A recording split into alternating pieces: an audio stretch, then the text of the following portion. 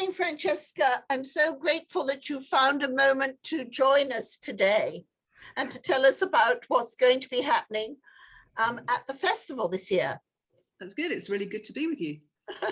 So, Francesca, the festival, in fact, began in 1947. And it came out of a time when you were lifting the spirits of everybody after the war. And I noticed in some remarks you made the other day how you lightened keeping the festival going and making it happen in this difficult time was so important once again for similar reasons to bring us out of COVID. So could you talk to us about the history, how it's developed, and how you're going to handle this year? Sure. Well, yes, you're right. The festival started in 1947, and it was the brainchild of a man called Rudolf Bing, who was a refugee, a German refugee who came over to Scotland with the belief that through arts and culture and by experiencing something very beautiful, that communities could come together and find commonality and understanding with each other. And I think it really gave Edinburgh at that time a reason to celebrate. 1947 post-war was still very difficult times in the UK and lots of austerity, and I think it really gave the city something to coalesce around and look forward and enjoy. So that was the original festival. That was an invitation-only festival, and that's remained the sort of idea behind the international festival all the way through. And in that first festival, some of those local artists and theatre companies who weren't invited to take part decided that they were going to do something anyway, and that's the origin of the Fringe, because they were a fringe around the original one. So we've both grown up together over the last 70-something years, and now work very happily together, I'm pleased to say. But that sort of essence of coming together after a period of real sort of difficulty and trauma is something that I think it's very difficult not to see parallels in today, whereas we're coming out of, hopefully we're coming out of the pandemic and the real troubles that people have experienced in their professional and personal lives, and the absence of communion that I think we've all felt over the last months and years as we've been all stuck at home, working from home, not being able to see our friends, not being able to go to concerts or theatres. It's been a real miss, a real loss. So that's something that we're hoping to bring back this year. But you have so many disciplines that you go across. And I think that really came across to me last year when you went virtual. So could you maybe give us some of the highlights that you're going to be doing? You've got 3 main hubs, as I understand it, and then some other places as well. But what can people be looking to see? It's not just theatre, it's also opera and different That's right. things that are happening. So I suppose what's different about the International Festival is that we are multi-genre. We every year we put on shows that cross opera, theatre, music, both contemporary and classical music, and dance as well. So all of those you'll find this year in the festival in some way or another. The one that we're struggling with slightly is dance, because of the necessary social distancing measures that still have to be in place. So the repertoire around dance is a little bit challenging in that sense. But there will be dance online that you can see. So we've got some lovely things coming up for that. But yes, otherwise you'll see opera. So we've got Scottish opera with full staff happening at the Festival Theatre. In music, we have a really full and kind of broad classical music programme. We've got a really big contemporary music programme, and for the first time we've got a curated programme around traditional music as well, Scottish traditional music, that's taking place in one of our venues as well. So that's a sort of a new departure, as well as some theatre as well. Not quite as much, because it's a little bit difficult to bring over companies this year. because of the social distancing measures. And the travel restrictions as well. And Yes. because of that, not all of us will probably be able to be in Scotland in August as we might like to be. But will we be able to watch this online? Will this be streamed live, or will it be after the event? And will there be a separate calendar that we can keep our members and friends up to date with, and they can check in on? Indeed. So if you go online to eif.co.uk, you'll be able to see the whole programme there. And there will be some live digital events that you can see, and they're in the timeline, they're in the programme, so you can see them just as though they're another venue. And then on top of that, what we'll be doing is curating a programme of recorded events that we'll have throughout the festival. We can't, unfortunately, stream everything that we've got, but some real highlights in there we'll be putting out online as well, so you'll be able to see some of the really best parts of the festival, and they'll stay up a little bit after the festival as well. So if you don't quite catch them during the week that they're on, you'll have a chance afterwards as well. Now I've got to ask you this: what are you looking forward to seeing the most? I think Falstaff sounds wonderful, but and I'm excited to hear that. But are there some other highlights that you are looking forward to seeing? So some of the things I'm really looking forward to seeing is I was just going through the programme earlier actually, and just the number of fabulous women that we've got in the programme this year is particularly strong, I think. So we've got Renee Fleming, we've got Joyce Donato, we've got Nicola Benedetti, we've got Marin Allsop, we've got Nadine Shah, we've got the Unthanks. We've got so many great women in the programme this year. That's what I'm looking forward to. The strength of it. And I must say that we would not be anything without our artists and our artistic community.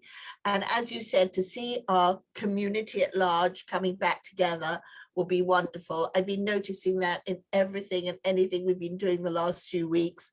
But last year, you did a wonderful project bringing the artists together called My Light Shines On.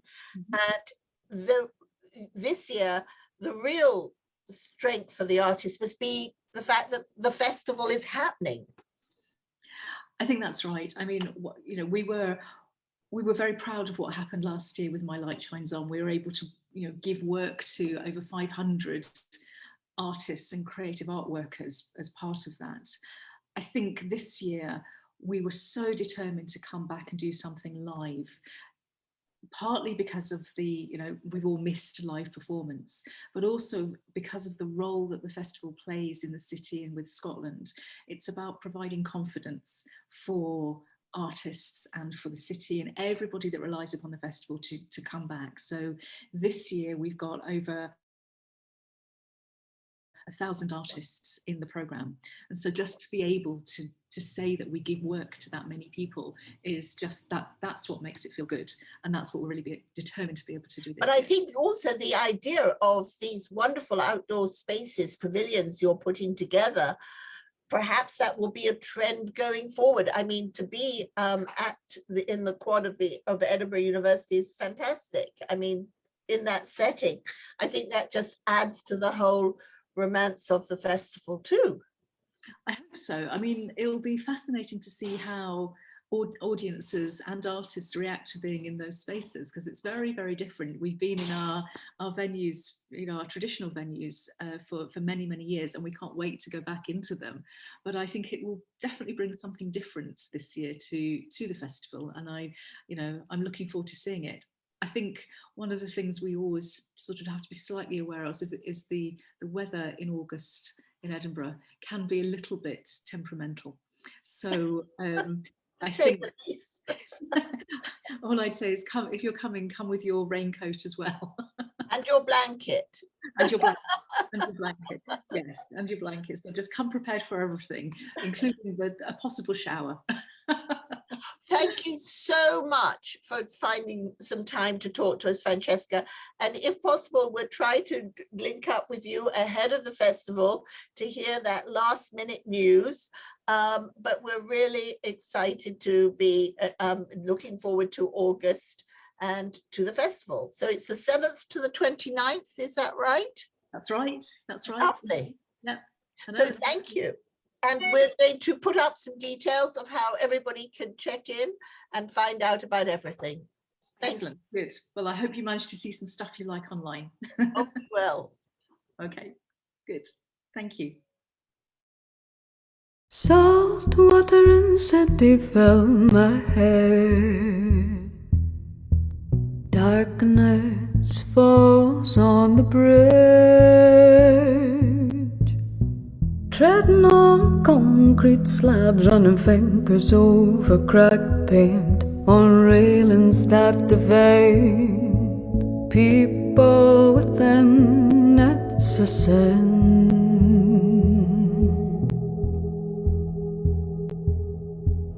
Walking further down and within, tenements loom as darkness further crowds in.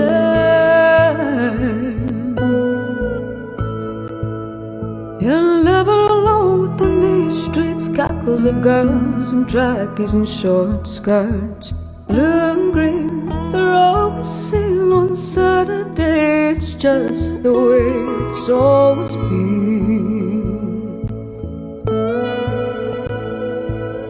It's not just Shepperland, there's more to this river land. She'll open her arms and welcome you'll feel. Soon you'll see it's more than the boats that are made of steel.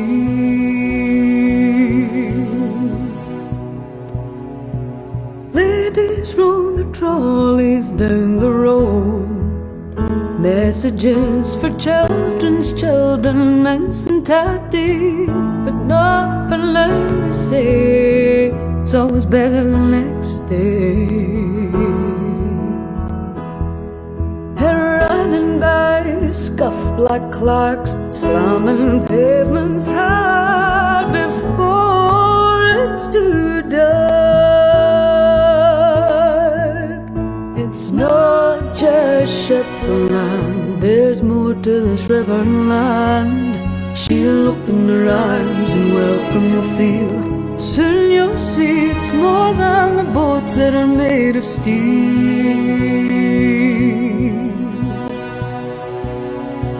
At the corner of my eye, the church lies in the night. Reflections of times of the past on gravestones, sipping on their buckfires. It's monks that make it, they'll say we're holier than you. We're saving our sin for a rainy day. It's not just Shepperland, there's more to this river and land. She'll open her arms and welcome you'll feel. And soon you'll see it's more than the boats that are made of steel.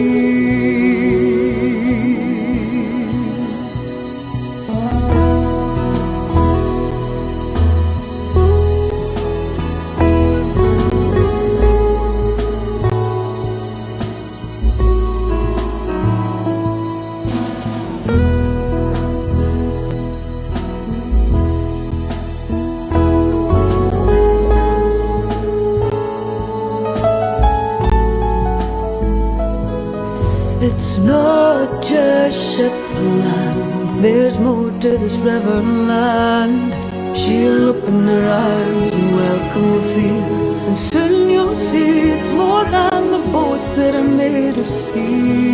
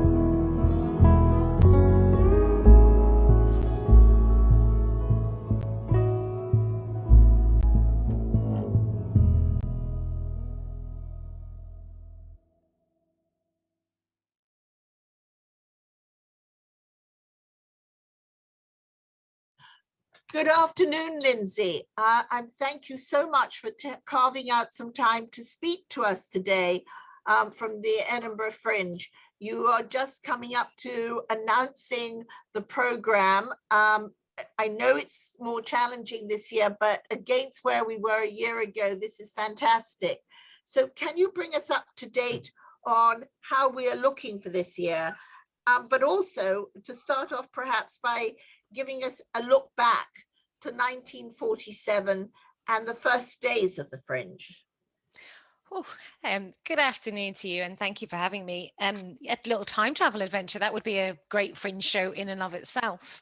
So 2020, we didn't have a festival, and that was devastating for everybody, and that just wasn't an option for us this year. So we'll come back to 2021, but the Fringe, the 1947 Fringe, which was where 8 companies who weren't programmed into the international festival decided to come to the city and present their work anyway, in that original act of defiance that birthed the not even just the Edinburgh Fringe, but the concept of Fringe festivals and Fringe theatre. And it's been at the heart of what the Fringe stands for ever since. It's all about, there's no curatorial voice, there's no director, there's nobody who tells you that you can or can't bring your work to the festival. If you've got a story to tell and a stage on which to tell it, then Edinburgh is yours. And that principle, which has been there from day one, has seen us through the last, next year will be our 75th anniversary. And it's what makes the Fringe particularly special, and what makes it a particular joy to work for as well, to be honest. But I've had a few companies that we've worked with who have been bringing productions across to you, and it's still, you know, it is an undertaking. They do need to, I want to make sure that our audience understands that they do need to plan. They can't just jump a plane and think that they're going to be able to perform quite. You know, the Fringe has developed into this huge production. I think you had over 3,000 productions in 2019, and it does take quite a lot. So the enthusiasm and the spark and let's put this together and go for it is there, but it does have a formality to it, in as much as they need to find the theatre. I mean, you're absolutely right. It really comes down to, and again, it's one of the best things about the festival is it really is about what you want to achieve out of it. So the thing that a lot of people don't really realize about the Fringe is, yes, it's this incredible meeting of artists and audiences and a chance to see work, but actually there's a huge marketplace that runs underneath it, equivalent to, you know, your Venice Biennale, your Cannes Film Festival, your South by Southwest. And the people, the artists that want to come because they know the Fringe is incredible for their career and could potentially get them to the next step, those are the ones that you know, the vim and vigor isn't going to get them far enough. They have to do a huge amount of preparation, and it does pay off. But you're right, it's an enormous undertaking, particularly for international companies, and it's an enormous financial risk at times, which we hope in many cases leads to a reward, not necessarily immediately, but actually many artists get booking for multiple years. So it really comes down to what you want to do, because actually there is a version of it where if you're a musician or an emerging comic or even an emerging performance artist, you could jump on a plane, come to Edinburgh, do lots of open mic slots, and, you know, do some bucket in the hat speeches, do some street performance, some busking, and have an incredible festival experience. But also, if you're looking for international touring and a world-renowned agent, that might not be the best approach. So really it is about how you want to Fringe. That's the beauty of it, is you can do it how you want to do it, and there's a pathway for you. And I think the thing is to experience the Fringe is fantastic. I mean, the energy in the city is just incredible. It is incredibly busy, but I think you have it very well organized now. Thank you. You know what I mean? There is, though you have huge crowds, there is a way to eat and to enjoy and to get your tickets. And so the Edinburgh International is more of the senior curated formal situation, but there is this wonderful energy that you have to the Fringe. And this year, how are you handling it?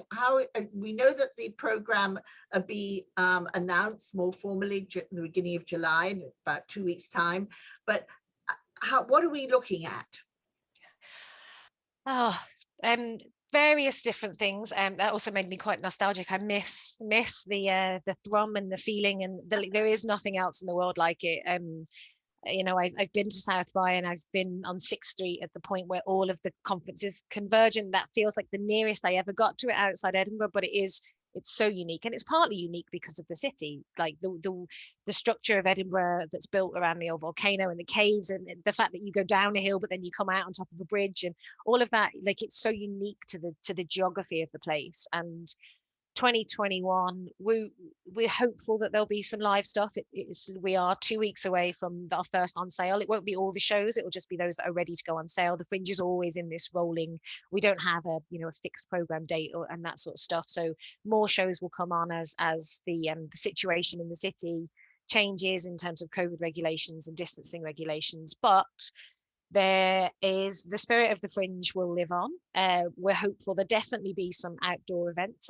I think that's pretty much guaranteed. And now it just comes down to how many people can go and what distancing looks like. And there'll be some energy. The street performers are always in the city, whether it's the festival or not. You can't stop them. They're their streets and they own them. And then maybe some indoor stuff if COVID restrictions and case rates and vaccinations and all of those perfect storm of things that we're currently dealing with, if all of that comes together.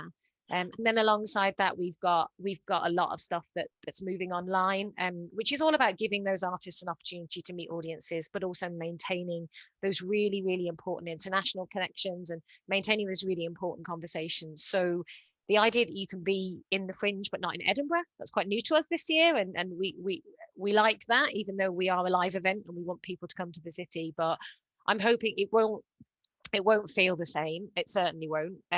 But I'm hoping that there is a spirit of the Fringe, and I'm quite excited by the fact that the festival is busy, and it puts a lot of pressure on what is quite a small city. We're only sort of 500,000 people. The Edinburgh residents will get to absolutely just revel in the festival. It'll almost be like their festival again, and I think that's probably only ever going to happen this year, and that's quite special, which is brilliant. Now, last year there were some performances happening, and you were doing a lot for the artists as well. Mm-hmm. Yeah. And that was very important because they have been so badly affected. And so to see them able to do more this year is important. But what you started last year in support of them had a wonderful reaction, didn't it? Yeah, and I guess that when we looked at the crisis that was in front of all of us, not just the Fringe and the Fringe Society, we earn our living out of the festival that we deliver. We're not subsidized, we're not funded. If any of your listeners or watchers wish to contribute generously to the festival and the artists, then we would very much welcome that. But the existential crisis that came with suddenly having how you earn your living made illegal, essentially. We knew instantly that we had priorities, and we had to support artists in whatever way we could. We had to support our international relationships, and we had to look at how to build back for the future. So with artists, it was about giving them spaces to talk to one another, to continue their professional development, to meet and engage with industry. One of the things that was really successful last year, and we'd always wanted to move into an online space, but actually had never really had the guts to do it, and had always been like, oh, it's really risky, it's going to take ages. And then COVID happened, and we were like, we need to do this now, which was putting the opportunity for industry people like tour bookers and programmers and festival managers, putting that engagement platform online so that artists could showcase their work, which means we had programmers, hundreds of programmers from across the world looking at work also from across the world and making plans, yes, maybe for 21 and 22, but those artists were still able to make those connections. And ultimately, we weren't able to give artists the opportunity to present their work live, but we were able to give them the opportunity to continue on their career pathways, because the thing we definitely didn't want was to lose all that incredible talent just because it's not their fault that they can't earn a living doing the thing that they're brilliant at. So we just wanted to make them realized that there was still a structure and a network and a support system there for them, and that there were still audiences that wanted to talk to them. And that was just really a key focus, and is still a key focus. What are we doing that supports artists to make work that audiences want to see? Because ultimately that's what we're all in it for, right? Just artists and audiences coming together and having a great time.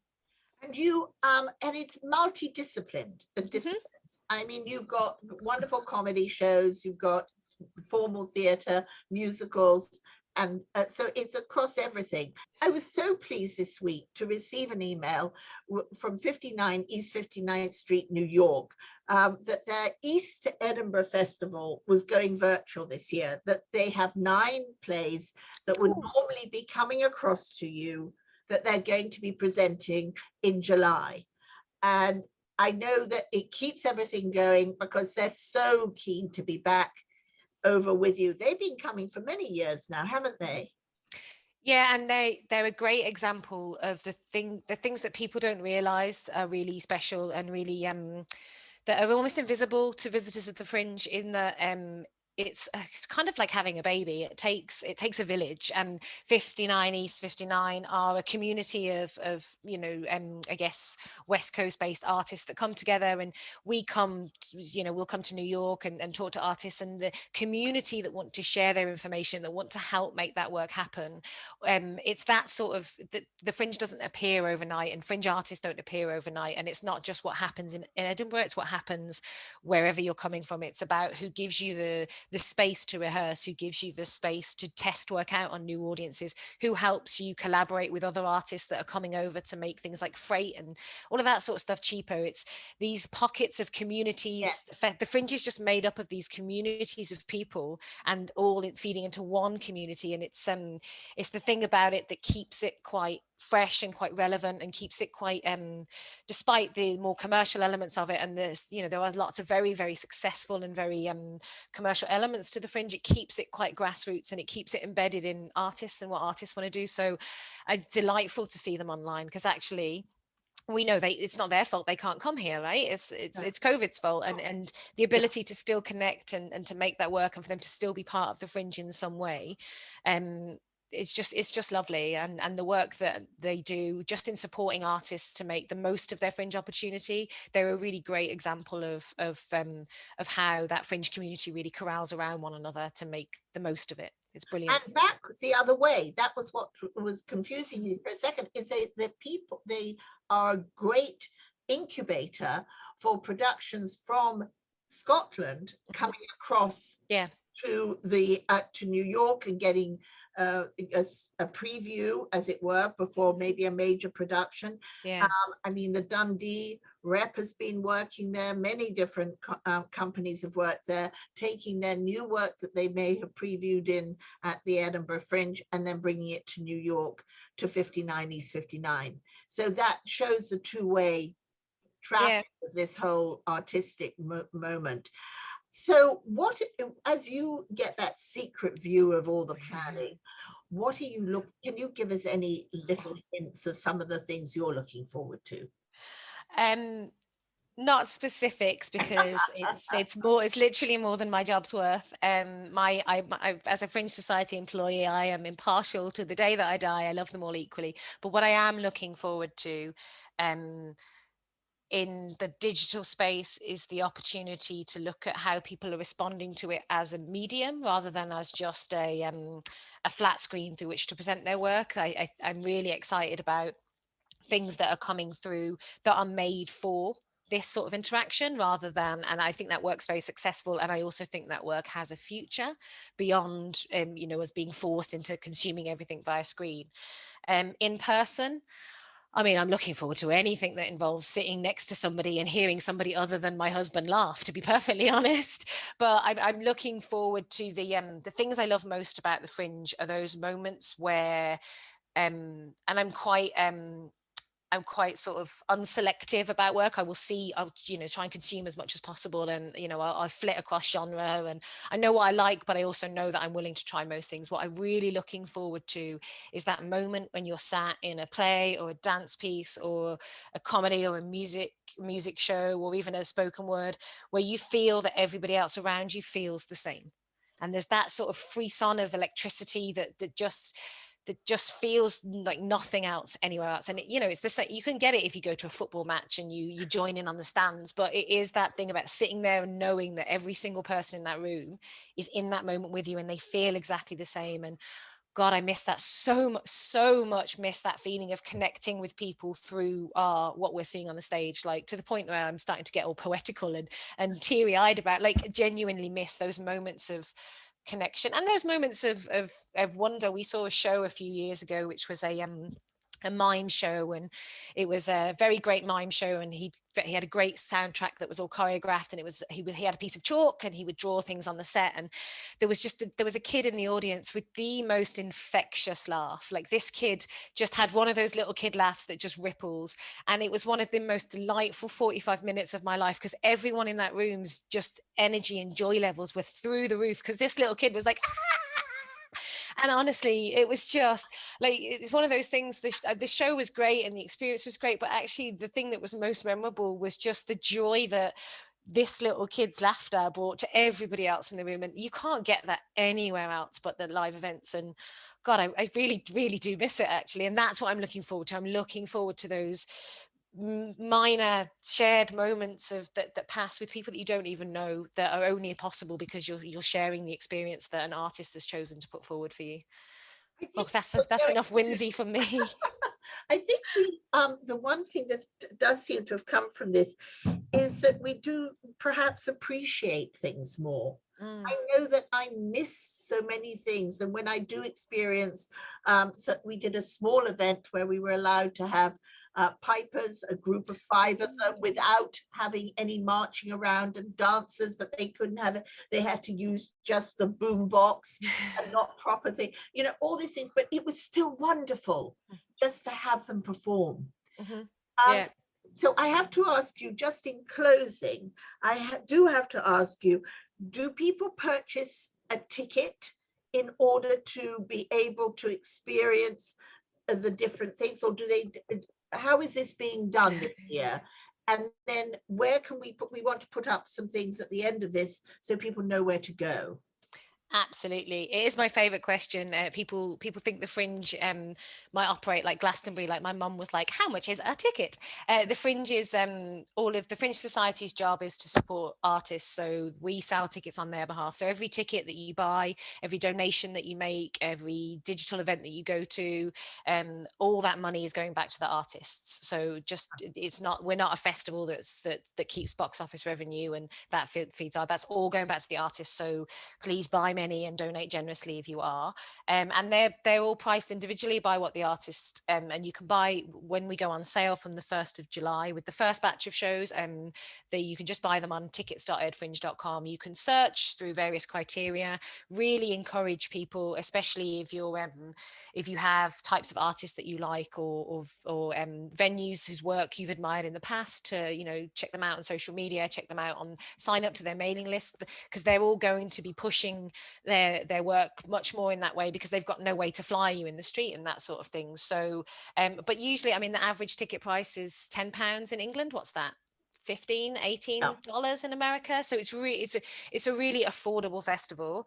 And we as I said, we go on sale on the 1st of July, and when we'll be going on sale with more shows as they become ready to be on sale each week after. So in the spirit of plugging things, if you go to our website edfringe.com and sign up to our newsletter, we'll just tell you when there's more shows, and then you can go and browse, and we've got some great web tools. You can add things to your favorites, you can schedule stuff, you can, and as I said, every penny that all the ticket sales go directly to the artists and the companies and the venues and the producers that make the work amazing, and online and in person. So that's how you do that.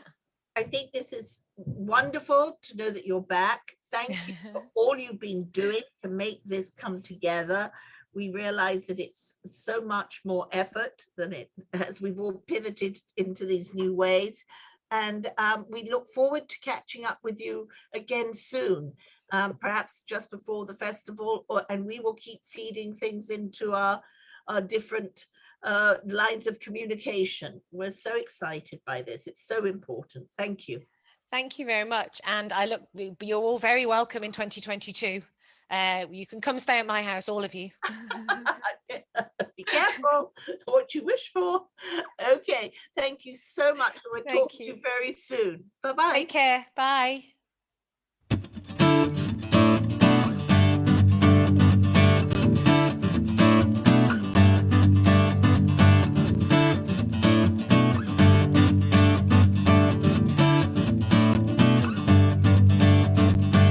grootste rescue maakt zijn entrance bow.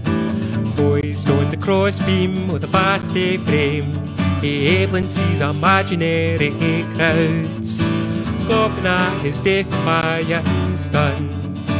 There's 100 feet up in the air, the spider's bubble safety net is strung to save him from the unsolved oblivion. He's a great star rescue, the great star rescue.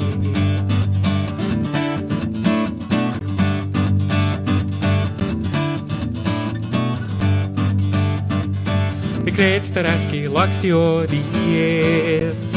Sick magic tricks depend upon the ritual, and cutlery bolts to each pint of the compass. To the north bend looming silhouette, to the west coat fell and Aaron's out, and to the east a yont mark and table, to the south sweet Athens, Bonnie Glens. The greatste rescue, great star rescue.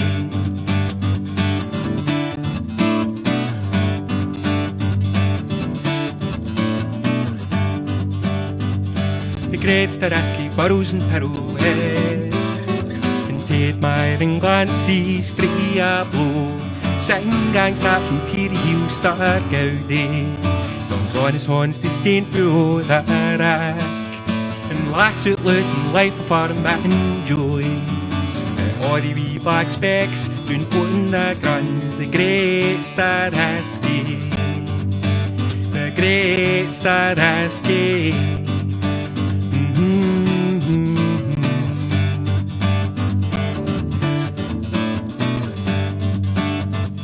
The great star rescue balanced on his garter, seems to endless to his palace circumstance. Up here he's freaking rocks and touch the heavens, and feel the wind and rain upon his face. He's a great star rescue.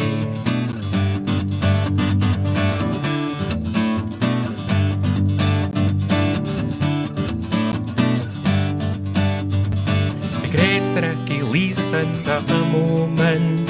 Tax and his queer and virgin o' the world, sign way some skilly dancers graceful mean, and lichtly's doon the soft as a thistle doon, Dax doon his to the creasy overalls, sets at a jaunty's clint his all pat helmet, recoups his yardly equilibrium, descends a ladder and smore to Ainsley.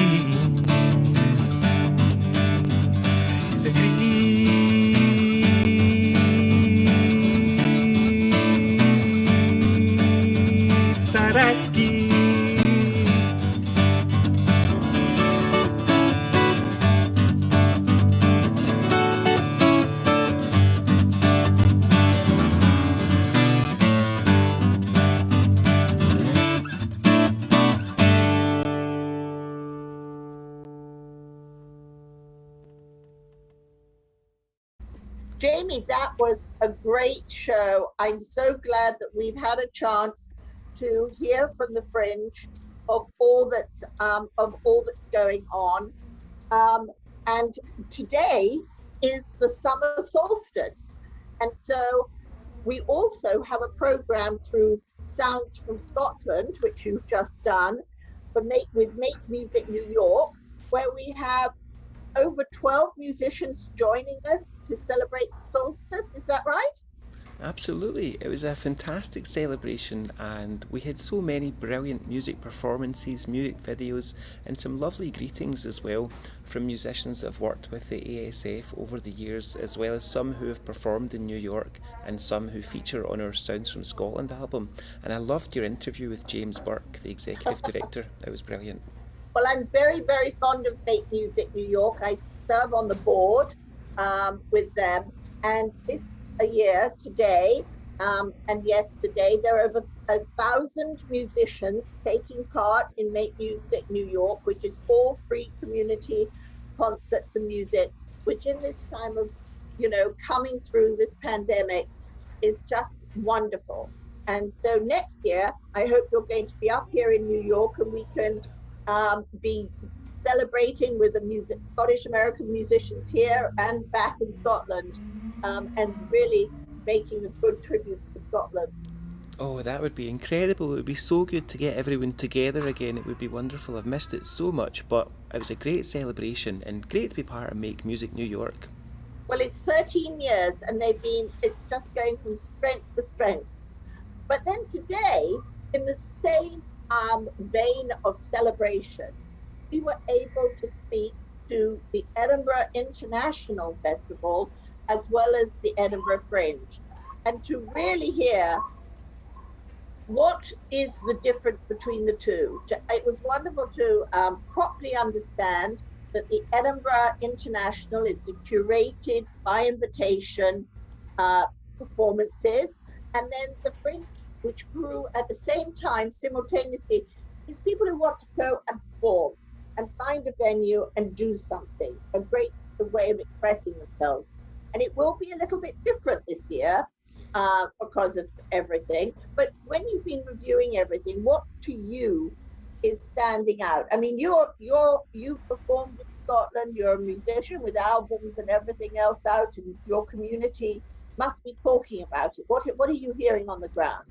Oh, well, I just know that performers are so excited by the prospect of being able to return to the Fringe Festival, because it's such an amazing platform for new talent, whether that's in music, comedy, dance, or even street performers. So to lose out on that last year, it was a big loss for us all.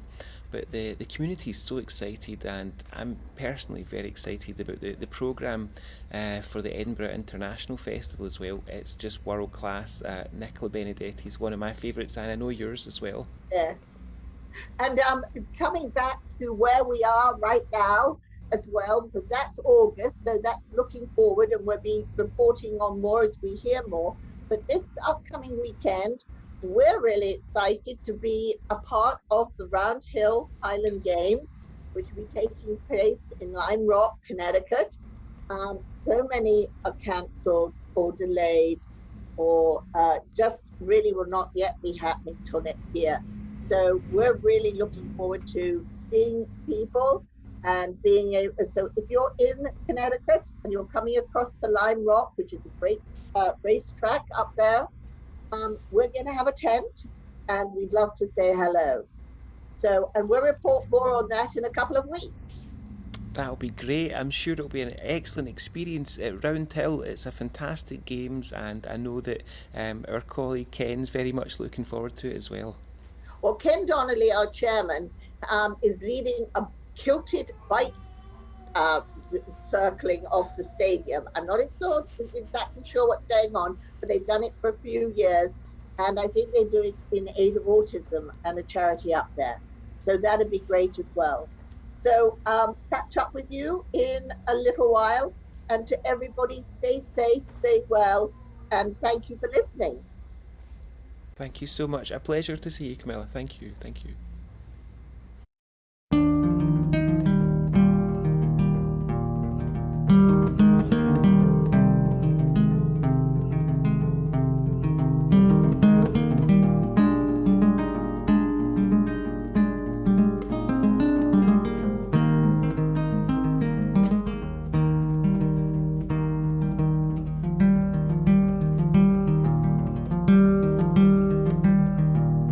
There she goes again, infected by the day, wishing that the winter will come soon. Like the tree she throws a shadow on the hill, a glimpse of her